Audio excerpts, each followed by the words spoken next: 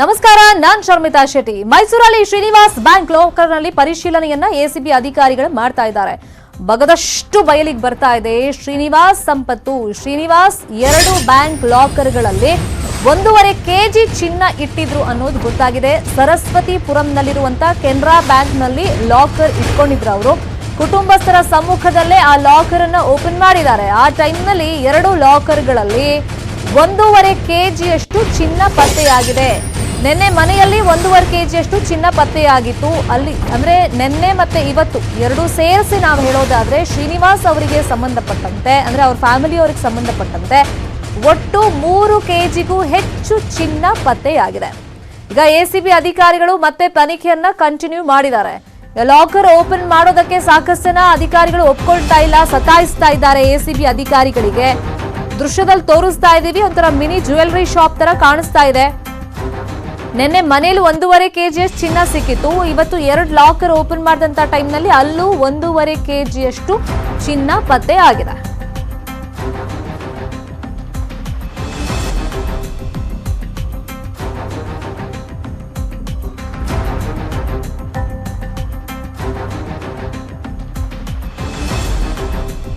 ಬಗದಷ್ಟು ಶ್ರೀನಿವಾಸ್ ಅವರ ಸಂಪತ್ತು ಬಯಲಿಗೆ ಬರ್ತಾ ಇದೆ. ಶ್ರೀನಿವಾಸ್ 2 ಬ್ಯಾಂಕ್ ಲಾಕರ್ನಲ್ಲಿ 1.5 ಕೆಜಿಯಷ್ಟು ಚಿನ್ನ ಪತ್ತೆಯಾಗಿದೆ.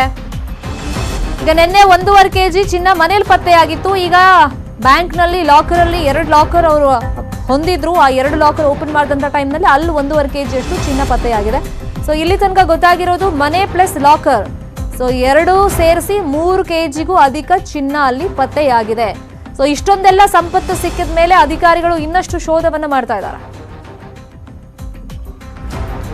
ಇದೇ ವಿಚಾರವಾಗಿ ಮತ್ತಷ್ಟು ಮಾಹಿತಿಯನ್ನು ಕೊಡೋದಕ್ಕೆ ಫೋನ್ ಸಂಪರ್ಕದಲ್ಲಿ ಜಾಯಿನ್ ಆಗಿದ್ದಾರೆ ನಮ್ಮ ರಿಪೋರ್ಟರ್ ದಿವ್ಯೇಶ್. ದಿವ್ಯೇಶ್, ಈಗ ಬಗದಷ್ಟು ಬಯಲಿಗೆ ಬರ್ತಾ ಇದೆ ಶ್ರೀನಿವಾಸ್ ಅವರ ಸಂಪತ್ತು. ಈಗ ಲಾಕರ್ ಓಪನ್ ಮಾಡಿದಂತ ಟೈಮ್ನಲ್ಲಿ ಅಲ್ಲಿ ಏನೆಲ್ಲ ಸಿಕ್ಕಿದೆ?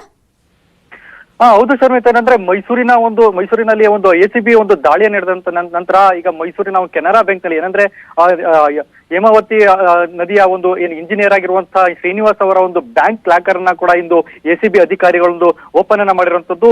2 ಲಾಕರ್ ಗಳನ್ನ ಇಲ್ಲಿ ಓಪನ್ ಅನ್ನ ಮಾಡಿದ್ದಾರೆ. ಈ 2 ಲಾಕರ್ ಗಳಲ್ಲಿ ಇಂದು ಒಂದು ಪೂರ್ತಿ ಒಂದು ತನಿಖೆಯನ್ನ ನಡೆದ ಒಂದು ಪೂರ್ತಿ ಅದರ ತರಾಶನ ಮಾಡಿದ ನಂತರದಲ್ಲಿ ಸುಮಾರು 1 ಕೆಜಿ 80 ಗ್ರಾಮ್ನಷ್ಟು ಚಿನ್ನ ಸಿಕ್ಕಿರುವಂತದ್ದು. ಸುಮಾರು 42 ಲಕ್ಷ ರೂಪಾಯಿ ಮೌಲ್ಯದ ಒಂದು ಚಿನ್ನ ಈಗ ಇಲ್ಲಿ ಸಿಕ್ಕಿದೆ. ಹಾಗಾಗಿ ಸಾಕಷ್ಟು ಒಂದು ತನಿಖೆಯನ್ನು ಕೂಡ ಈಗ ಮುಗಿಸಿರುವಂತ, ಯಾಕೆಂದ್ರೆ ಬ್ಯಾಂಕ್ ಮುಕ್ತಾಯವಾಗುವಂತ ಒಂದು ಸಮಯ ಕೂಡ ಆಗಿರೋದ್ರಿಂದ ಈಗಾಗಲೇ ಕೂಡ ಏನು ಎಸಿಬಿ ಅಧಿಕಾರಿಗಳು ಇಲ್ಲಿಂದ ನಿರ್ಗಮಿಸಿದ್ದಾರೆ. ಯಾಕೆಂದ್ರೆ ಸಾಕಷ್ಟು ತನಿಖೆಯನ್ನ ಮಾಡುವಂತ ಒಂದು ಅವಶ್ಯಕತೆ ಇರೋದ್ರಿಂದ ಸಾಕಷ್ಟು ಆ ಒಂದು ಶ್ರೀನಿವಾಸ್ ಅವರ ಒಂದು ಬ್ಯಾಂಕ್ ಖಾತೆಗಳ ಮೇಲೆ ಸಾಕಷ್ಟು ಒಂದು ಕಣ್ಣಿಟ್ಟಿರುವಂತದ್ದು. ಜೊತೆಗೆ ಸಾಕಷ್ಟು ಅಕ್ರಮವಾಗಿ ಬೇರೆ ಬೇನಾಮಿ ಹೆಸರಿನಲ್ಲೂ ಕೂಡ ಒಂದು ಖಾತೆಗಳನ್ನು ಹೊಂದಿರುವಂತ ಸಂಖ್ಯೆಯನ್ನು ಕೂಡ ಈಗ ಎಸಿಬಿ ಅಧಿಕಾರಿಗಳು ಇರುವಂತದ್ದು. ಹಾಗಾಗಿ ಇಂದು ಏನು 4 ಗಂಟೆ ನಂತರ ಏನು ಬ್ಯಾಂಕ್ ಒಂದು ಕ್ಲೋಸ್ ಆಗ್ತದೆ, ಆ ಹಿನ್ನೆಲೆಯಲ್ಲಿ ಈಗ ಬ್ಯಾಂಕ್ ಇಂದ ಈಗಾಗಲೇ ಒಂದು ಅಧಿಕಾರಿಗಳು ಹೊರ ನೀಡ್ತಿರುವಂತದ್ದು. ಸದ್ಯದ ಮಟ್ಟಿಗೆ ಸಿಕ್ತಿರುವಂತ ಮಾಹಿತಿ ಏನಿದೆ ಅಂದ್ರೆ ಬ್ಯಾಂಕ್ ಖಾತೆ 2 ಒಂದು ಲಾಕರ್ಗಳಲ್ಲಿ ಸುಮಾರು 1 ಕೆಜಿ 80 ಗ್ರಾಮ್ನಷ್ಟು ಈಗ ಚಿನ್ನ ಸಿಕ್ಕಿದೆ. ಸುಮಾರು 42 ಲಕ್ಷ ಮೌಲ್ಯದ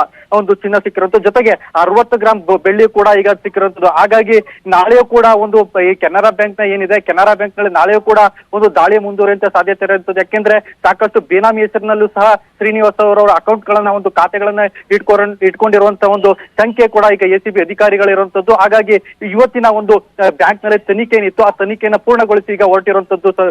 ದಿವೇಶ್, ಈಗ ತುಂಬಾ ಜನ ಅಧಿಕಾರಿಗಳು ಕೋಆಪರೇಟ್ ಮಾಡ್ತಾ ಇಲ್ಲ. ಈ ಲಾಕರ್ ಕೀ ಕೊಡದೇ ಇರೋದು ಅಥವಾ ಅಧಿಕಾರಿಗಳಿಗೆ ಸತಾಯಿಸಿರೋದು, ಮನೆಯಲ್ಲೂ ಅಷ್ಟೇ ಲಾಕರ್ಗಳನ್ನು ಓಪನ್ ಮಾಡೋದಕ್ಕೆ ಬಿಡದೇ ಇರೋದು, ಇಂಥದ್ದೆಲ್ಲ ಮಾಡ್ತಾ ಇದ್ದಾರೆ. ಶ್ರೀನಿವಾಸ್ ಕೇಸಲ್ಲೂ ಇಂಥದ್ದೇನಾದ್ರೂ ಆಗಿದೆಯಾ? ಸತಾಯಿಸ್ತಾ ಇದಾರ ಅವರು ಅಧಿಕಾರಿಗಳನ್ನ?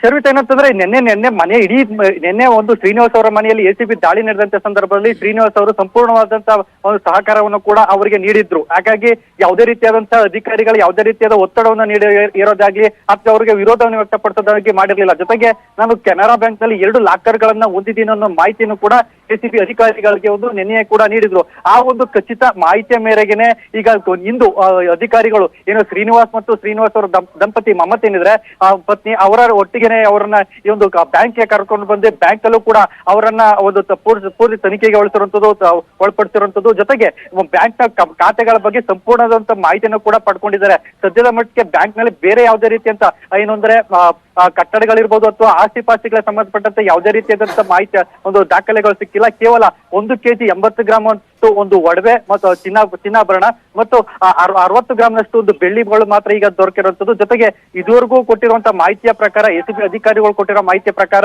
ಯಾವುದೇ ರೀತಿಯಾದಂತಹ ತೊಂದರೆಯನ್ನು ಕೊಡದೆ ಅಧಿಕಾರಿಗಳ ಒಂದು ತನಿಖೆಗೆ ಇಲ್ಲಿ ಶ್ರೀನಿವಾಸ್ ಅವರು ಸಹಕರಿಸಿದ್ದಾರೆ ಅನ್ನೋ ಒಂದು ಮಾತುಗಳು ಕೇಳಿ ಬರ್ತಾ ಇರುವಂತದ್ದು ಶರ್ಮಿತಾ. ಫೈನ್. ಅಂದ್ರೆ ಇಲ್ಲಿಗೆ ಕಂಪ್ಲೀಟ್ ಆಗುತ್ತಾ ಅಥವಾ ಮತ್ತೆ ಕಂಟಿನ್ಯೂ ಮಾಡ್ತಾರಾ ಅಧಿಕಾರಿಗಳು? ಸದ್ಯಕ್ಕೆ ಅದ್ರ ಬಗ್ಗೆ ಇನ್ಫಾರ್ಮೇಶನ್ ಶರ್ಮಿತ್, ಏನಂದ್ರೆ ಈಗ 4 ಗಂಟೆ ಆಗಿದೆ. ಹೀಗಾಗಿ ಒಂದು ಬ್ಯಾಂಕ್ ನ ಒಂದು ಕ್ಲೋಸ್ ಮಾಡುವಂತ ಸಂದರ್ಭ ಕೂಡ ಸಮಯ ಕೂಡ ಆಗಿರುವಂತದ್ದು. ಹಾಗಾಗಿ ಇವತ್ತಿನ ಒಂದು ತನಿಖೆ ಏನಿದೆ ಇವತ್ತು ಮುಕ್ತಾಯಗೊಂಡಿರುವಂತಹ ಒಂದು ಸಂದರ್ಭ ಕಾಣ್ತಾ ಇದೆ. ಆದ್ರೆ ಸಾಕಷ್ಟು ಒಂದು ಸಂಖ್ಯೆಯನ್ನು ಕೂಡ ಅಧಿಕಾರಿಗಳು ಹೊಂದಿದ್ದಾರೆ. ಯಾಕೆಂದ್ರೆ ಈಗ ಶ್ರೀನಿವಾಸ್ ಅವರು ಸಾಕಷ್ಟು ರೀತಿಯಲ್ಲೇ ಈ ಒಂದು ವಿಚಾರವಾಗಿ ಬೇನಾಮಿ ಹೆಸರಿನಲ್ಲೂ ಕೂಡ ಖಾತೆಗಳನ್ನ ಹೊಂದಿದ್ದಾರೆ ಅನ್ನೋ ಒಂದು ಮಾಹಿತಿ ಮತ್ತೆ ಸಂಖ್ಯೆ ಕೂಡ ಈಗ ಅಧಿಕಾರಿಗಳು ಹೊಂದಿರುವಂತದ್ದು. ಜೊತೆಗೆ ಬೇರೆ ಬೇರೆ ಒಂದು ಬ್ಯಾಂಕ್ಗಳಲ್ಲೂ ಕೂಡ ಮಾಹಿತಿ ಇದು ಏನು ಲಾಕರ್ಗಳು ಇರುವಂತಹ ಒಂದು ಸಂಖ್ಯೆ ಕೂಡ ಅವರಲ್ಲಿದೆ. ಹಾಗಾಗಿ ನಾಳೆ ಕೂಡ ಅವರ ಒಂದು ತನಿಖೆ ಏನಿದೆ ತನಿಖೆ ನಾಳೆ ಕೂಡ ಮುಂದುವರುವಂತ ಸಾಧ್ಯತೆ ಇರುವಂತದ್ದು. ಆದ್ರೆ ಅಧಿಕಾರಿಗಳು ಯಾವ ರೀತಿಯ ನಡೀತಾ ಮುಂದುವರಿಸ್ತಾರೆ ಅನ್ನೋದು ಕೂಡ ಇನ್ನು ನಿಗೂಢವಾಗಿರುವಂತದ್ದು. Sharmita, fine. Thank you Divesh ತಮ್ಮೆಲ್ಲ ಇನ್ಫಾರ್ಮೇಶನ್ಗೆ. ಮೈಸೂರಲ್ಲಿ ಶ್ರೀನಿವಾಸ್ ಅವ್ರ ಬ್ಯಾಂಕ್ ಲಾಕರ್ ಓಪನ್ ಮಾಡಿದಂಥ ಟೈಮ್ನಲ್ಲಿ ಕೆನರಾ ಬ್ಯಾಂಕಲ್ಲಿ 2 ಲಾಕರ್ ಇತ್ತು. ಅದರಲ್ಲಿ 1.5 kgಗೂ ಅಧಿಕ ಚಿನ್ನಾಭರಣ ಪತ್ತೆಯಾಗಿದೆ. ಮನೆಯಲ್ಲೂ ಅಷ್ಟೇ ನಿನ್ನೆ 1.5 kg ಚಿನ್ನ ಪತ್ತೆಯಾಗಿತ್ತು. ಅಲ್ಲಿಗೆ 3 kgಗೂ ಅಧಿಕ ಚಿನ್ನ ಸಿಕ್ಕಿದೆ.